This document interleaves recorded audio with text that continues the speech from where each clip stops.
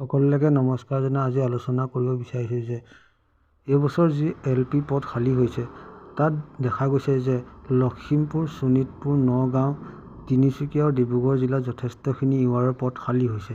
তেনে ক্ষেত্ৰত যিসকল ইউআৰ প্ৰাৰ্থী যিবোৰ জিলাত ইউআৰৰ পদ যথেষ্টখিনি আছে তেনেবোৰ প্ৰাৰ্থীয়ে সেইকেইখন জিলা এপ্লাই কৰিব বা ফাৰ্ষ্ট প্ৰিফাৰেঞ্চ দিব।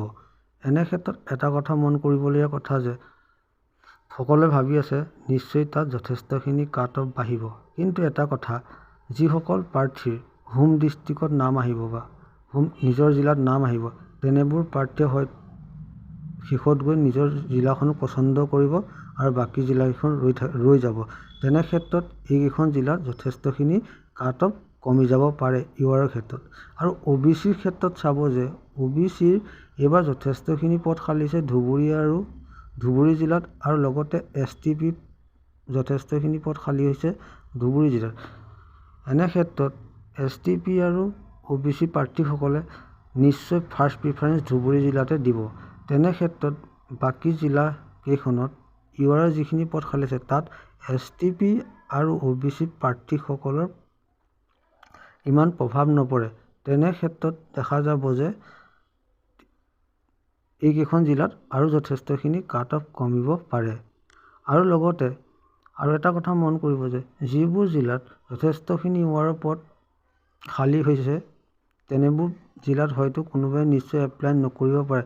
তেনেবোৰ জিলাত কম পাৰ্চেণ্টেজ থকা প্ৰাৰ্থীসকলে হয়তো চাকৰি এটা পাবলৈ সক্ষম হ'ব পাৰে।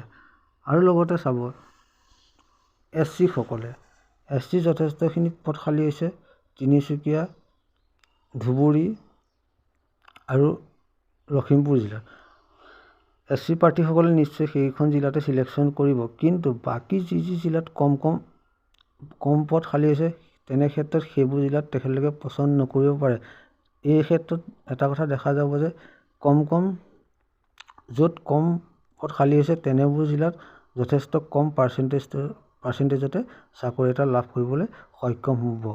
কিন্তু আৰু এটা কথা মন কৰিব যে ইয়াতে ST হিলছৰ ক্ষেত্ৰতো কোনো পাৰ্চেণ্টেজটোত ইমান প্ৰভাৱ নপৰে, PWDৰ ক্ষেত্ৰতো প্ৰভাৱ নপৰে। এইবাৰ T ট্ৰাইবছৰ পদ যি আছে 264টা, এই ক্ষেত্ৰত দেখা যাব যে এই পদখিনি যথেষ্টখিনি খালী হৈ যাব, কিয়নো T ট্ৰাইবছ উজনি অসমত বিশেষভাৱে উজনি অসমতে দেখা যায়।